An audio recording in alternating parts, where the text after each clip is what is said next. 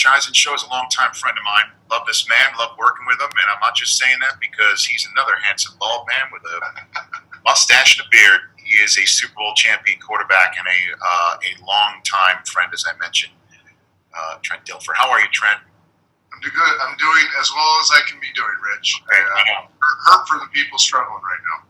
I know. Me too. Me too. Did you see Breeze gave $5 million in food relief, and he and Brittany gave $5 million in the state of Louisiana? I mean, sounds like something he would do, right? Don't you think? I mean, so obviously, again, knock on wood. Hopefully, everybody in your world is happy and healthy.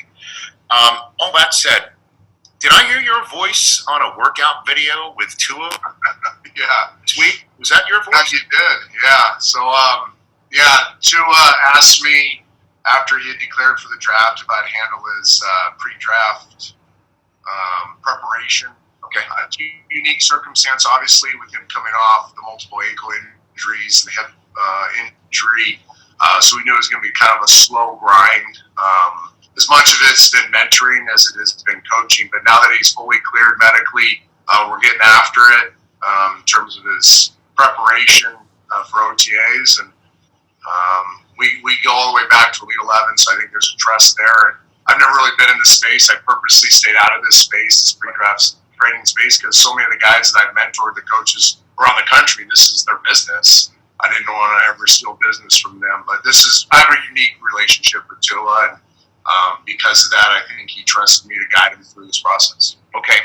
Before we just dive in a little bit further into that unique relationship, I know you've mentioned it to me on my show before, and how you feel about him and how long you've known him. How does he look to you right now? He looked pretty damn good to me in that video. Fantastic. And we've taken other videos since. We have a live throwing session day with receivers when I get off this call. What his agent said is not far from the truth. If you just woke up from a coma for a year and didn't know anything that happened, you wouldn't think anything has changed. He looks as good, if not better, than he did pre-injuries. Now, to his credit, he has worked.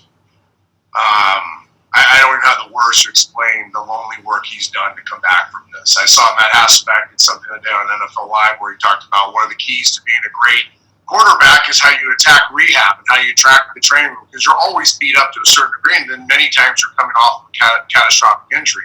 Right? Drew Brees attacking the labrum tear, greatest example.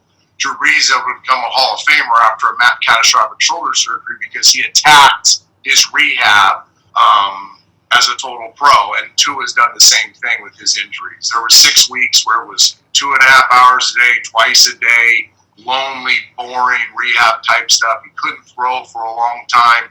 Soft toss was all he could do. You can imagine being a kid that loves throwing a football, and now all you can do is sit on a chair and throw.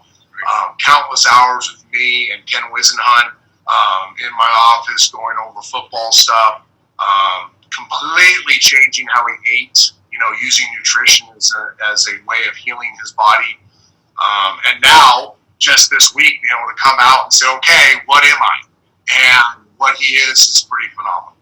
Well, I mean, and again, I don't know if you chose that specific snippet to make a point about his lower body movement and his foot movement. Did you? Because it sure looked like that was a specific snippet that you chose. Yeah, he chose it. First of all, this is a weird space, Rich, and this has nothing to do with me. That's why I didn't release the video. Tua released the video. He asked me to retweet it, asked me to share it. Obviously, I knew being in the media for 10 years that it was going to get picked up by you all, which it should have been. There's other stuff that we'll release here in the next few days that will show that he's fully back. And if he's not just fully back, he's even better than he was before, because he's got different foundational. He's built on his foundation different. He's stronger. His core is much stronger. He's more functional with his movements. The biggest thing we try to do is make him more rotary based instead of spread out. Some of the injuries came because he got spread out. He got long. He got off balance is an easy way to say it. Keeping him tighter, more compact, more rotary driven.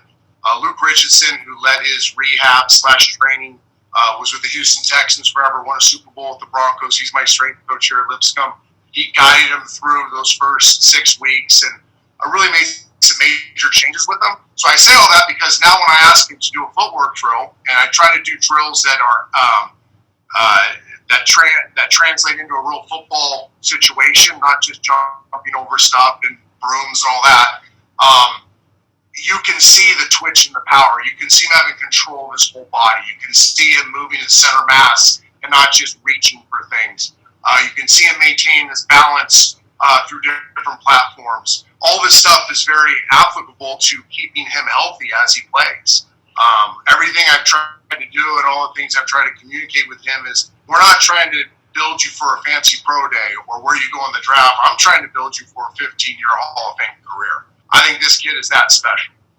So everything we're doing is I'm learning from the great players I've studied. Obviously, I was not one of them, but I'm studying from the greatest of all time, their habits, what they do, their movement, strategies, and trying to